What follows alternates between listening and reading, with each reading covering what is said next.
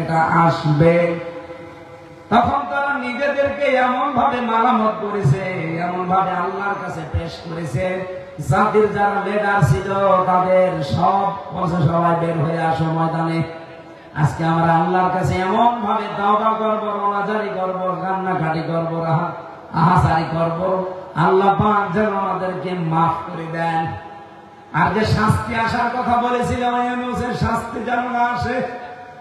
নবীজি বলেন, কোন কোরআনে কারীমের এটা সূরা আনফালের ভেতরে আছে, বান্দা যতক্ষণ পর্যন্ত পৃথিবীতে ক্ষমা চাইতে থাকে ততক্ষণ পর্যন্ত তার উপরে আমি আল্লাহ কোনো শাস্তি পাঠাই না। সুবহানাল্লাহ বলতে পারেন? এই জাতির লোকেরা যখন সব দলীয় প্রধানদের কথা, এলাকার বড় মাতব্বর মন্ডল যায় বলেন সর্দার, তাদের কথা মতো এলাকায় চাটিয়ার ময়দানে সব এক হয়ে গেল। নিজেরা তখন আল্লাহর কাছে মাফ চাওয়ার জন্য, ক্ষমা চাওয়ার জন্য সর্বোচ্চটা দেখিয়েছে। তারা সবাই সিদ্ধান্ত মন থেকে নিয়েছে, এখন থেকে আর অবাধ্যতায় যাব না। ওদিকে ইউনূস নবী খবর জানি না, হযরত ইউনূস আলাইহিস সালামের খবর না জানার কারণে তিনি পার হয়ে চলে যাচ্ছিলেন। ওই জামানার নিয়ম ছিল, নৌকা দিয়ে কেউ পার হলে যদি পালানো কোনো মানুষ পালিয়ে যেত তাহলে নৌকা থেমে যেত, চলতো না, নৌকা ডুবে যেত। সবাই মিলে সিদ্ধান্ত নিচ্ছে এখানে অবশ্যই পালানো কোনো মানুষ আছে যে পালিয়ে চলে যাচ্ছে, দেখো তো কে আছে। লটারি করার পরে ইউনূস নবীর নাম উঠেছে। আপনারা ঘটনা বহুবার শুনেছেন। আর আল্লামা সাঈদী সাহেব পুরা কোরআন থেকে এমন কোন কথা নেই যে বাকি আছে, সব বিষয়ে তিনি টাচ দিয়েছিলেন। হযরত ইউনূস নবীকে শেষে পানির ভেতরে ফেলে দেওয়ার পরে মাছ তাকে গিলে ফেলে, এরপর তো বিস্তারিত ওনার জীবন শেষ। কিন্তু এই জাতির লোকেরা যা করেছিল, রব্বুল আলামিন বলেন তাদের এই আহাজারি রোনাজারি গন্ধন দেখে আমি কি করলাম জানো? লাম্মা মানু কাশাফনা আনহুম আযাবাল খিজি ফিল হায়াতিদ দুনিয়া। এই জাতির লোকদের এই আহাজারি রোনাজারি গন্ধন দেখে আমি আল্লাহ নিজে সিদ্ধান্ত নিয়ে নিলাম, তাদের উপর আমার ওহী নাযিল করলাম এই বলে, ঈমান যারা এনেছে তাদের উপর থেকে আমি আল্লাহ আমার আযাবটা নিজে সরিয়ে দিলাম। সরিয়ে দিয়েছে কে? আরো জোরে বলেন। কাশাফনা এর ফাইল সরাসরি কর্তা আল্লাহ নিজে। তাদের উপর থেকে আযাবাল খিজি, দুনিয়ার লাঞ্ছনা, গঞ্জনা, অপমান, অপদস্থ, না খেয়ে থাকার যে সংস্কৃতি, যত অভাব অনটন আছে সব আমি দুনিয়ার জীবন থেকে তাদের উপরে সরিয়ে দিলাম। আমার মনে হয় ঠিক আমরা বাংলাদেশে এখন ঠিক ওই পর্যায়ে আছি। আমাদের প্রতিবেশীরা যা আরম্ভ করেছে, এমনকি বাইরের রাষ্ট্রগুলো যা আমাদের নিয়ে খেলা করছে, এই কঠিন মুসিবত থেকে, এই লাঞ্ছনা গঞ্জনা, অপমানের এই অপদস্থ এই জীবন যদি সামনে বেছে নিতে না চান, নির্ভেজাল খাঁটি ঈমান আনা লাগবে। এই জাতির এর বাইরে আর কোন মুক্তির রাস্তা নেই। আল্লাহ বলেন আমি তাদের জন্য মাত্তানাহুম ইলাহাইন, জমিনে টিকে থাকার জন্য নির্দিষ্ট একটা পরিমাণ তাদেরকে আমি দুনিয়ার জীবন ভোগ করার উপকরণ দিয়েছিলাম। বাংলাদেশকে আল্লাহ দেবে যদি আমাদের ওই পর্যায়ে ঈমান আর আমল তৈরি হয়।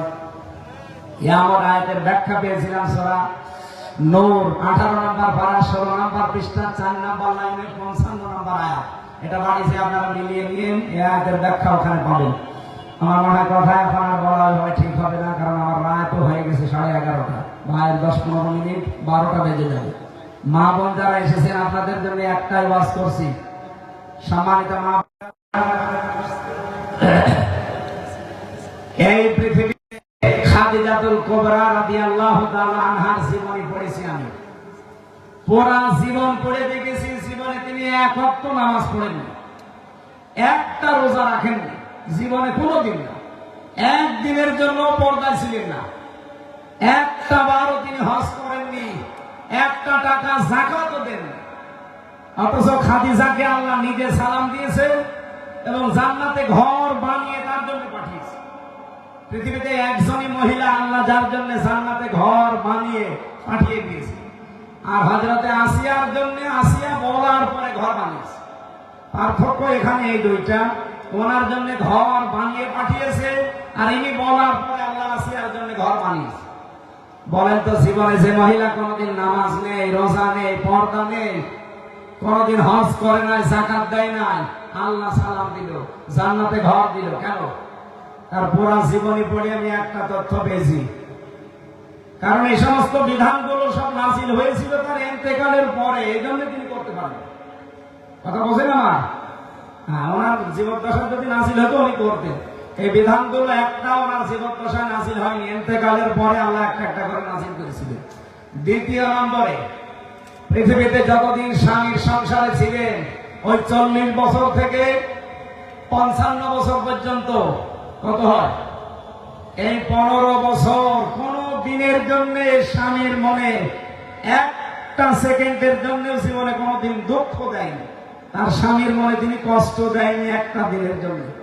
আল্লাহ এত খুশি হয়েছিল, সালাম পাঠিয়েছে, জান্নাতে ঘর বানিয়ে সুসংবাদ দিয়েছে। আমি এখানে, আমি সহ যারা স্বামী বসে আছে, একথা আপনি আল্লাহর দিকে তাকিয়ে বলতে পারবেন যে জীবনে আমি আজ পর্যন্ত সাংসারিক জীবনে বর কাছে একদিনের জন্য কোনো দুঃখ পাইনি? বলেন তো, কে পারবেন? সেই স্বামী হাত তোলেন।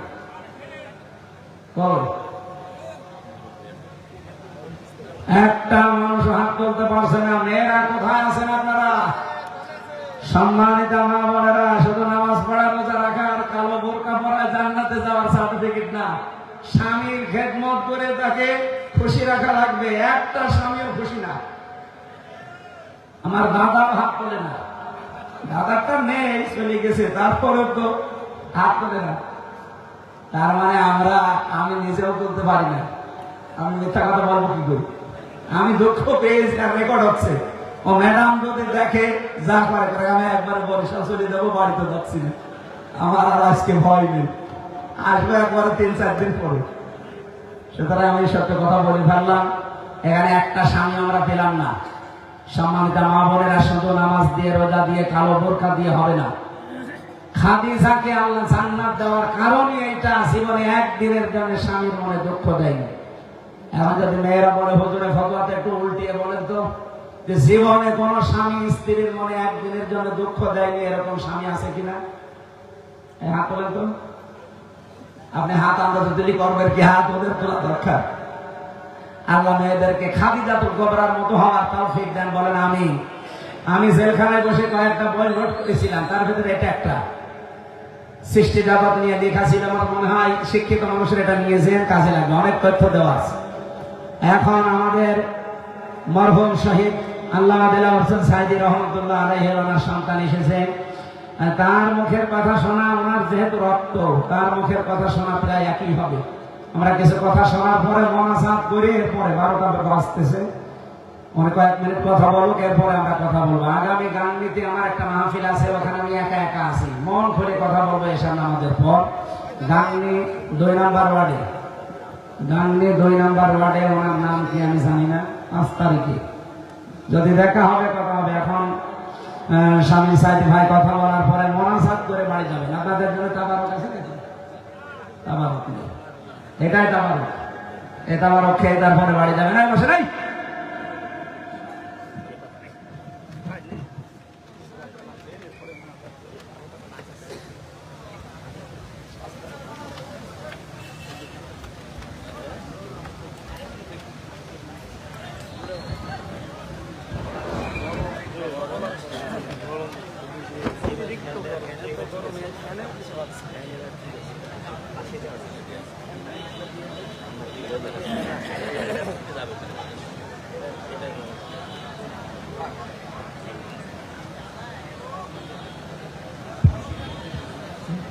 আপনারা উঠতেছেন কেন? দোয়া হবে, তারপর সবাই যাবেন।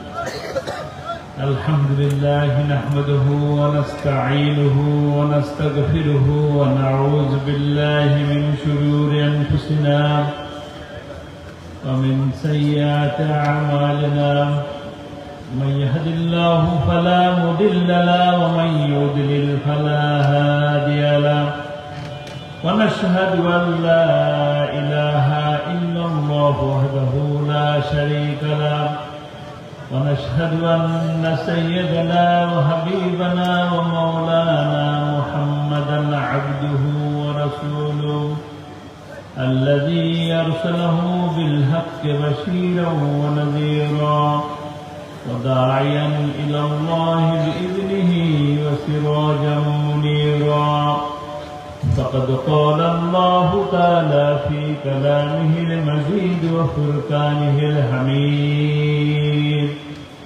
أعوذ بالله من الشيطان الرجيم بسم الله الرحمن الرحيم إن الله وملائكته يصلون على النبي يا أيها الذين آمنوا صلوا عليه وسلموا تسليما اللهم صل على سيدنا مولانا محمد وعلى آل سيدنا مولانا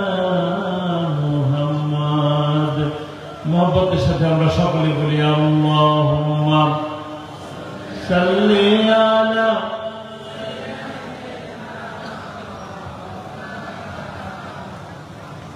وعلى آل سيدنا مولانا محمد بلغ العلا بكماله كشف الدجى بجماله حسنت جميع خصاله صلوا عليه وآله মোহাম্মদপুর ইসলামী সমাজ কল্যাণ সংস্থা ও পাঠাগার কর্তৃক আয়োজিত 2 দিনব্যাপী ঐতিহাসিক তাফসীর কোরআন মাহফিলের আজকের এই অনুষ্ঠানের সম্মানিত সভাপতি,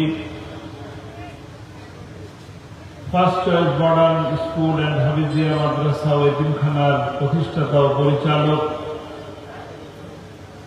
সমাজসেবক, ইসলামী চিন্তাবিদ, আমাদের প্রিয় ভাই মোহাম্মদ রাশেদ কবির, কিছুক্ষণ আগে যিনি অত্যন্ত হৃদয়গ্রাহী বক্তব্য রাখলেন, প্রধান তাফসীরকারক, আন্তর্জাতিক খ্যাতি সম্পন্ন মুফাসসিরে কোরআন, বিশিষ্ট ইসলামিক আলোচক ও কোরআন গবেষক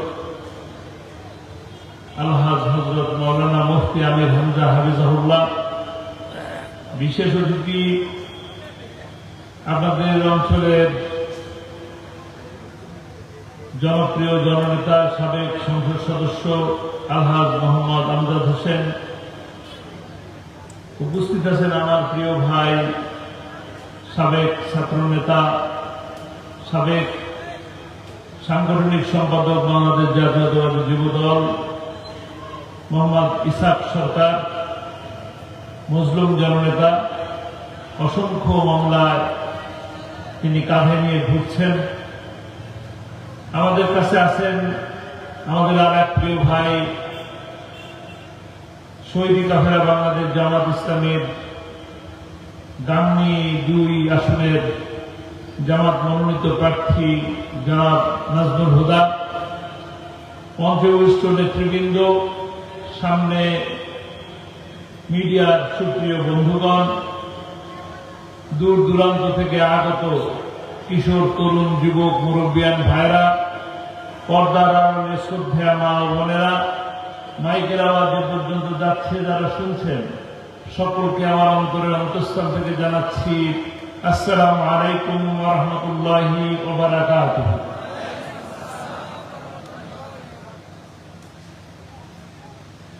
সর্বপ্রথম মহান মনিবের দরবারে শুকরিয়া আদায় করি যে আল্লাহ রাব্বুল আলামিন এই গরমের মধ্যেও আমরা কষ্ট করে এখানে বসে আছি কোরআনের কিছু কথা শোনার জন্য, কিছু কথা আল্লাহ রাব্বুল আলামিন দয়া করে আমাদেরকে শোনালেন। বিশেষ করে মুফতি আমির হামজা, তার মুখ থেকে আমরা কিছু কথা শুনলাম। আর এক প্রিয় ভাই কবির বিন সামাদ, তিনিও খুব সুন্দর কথা বলে গেলেন। আল্লাহ তাআলা যে শোনার সুযোগ করে দিলেন, সেই আল্লাহ রাব্বুল আলামিনের দরবারে বিনয়মনত মস্তকে শুকরিয়া আদায় করি, বলি আলহামদুলিল্লাহ।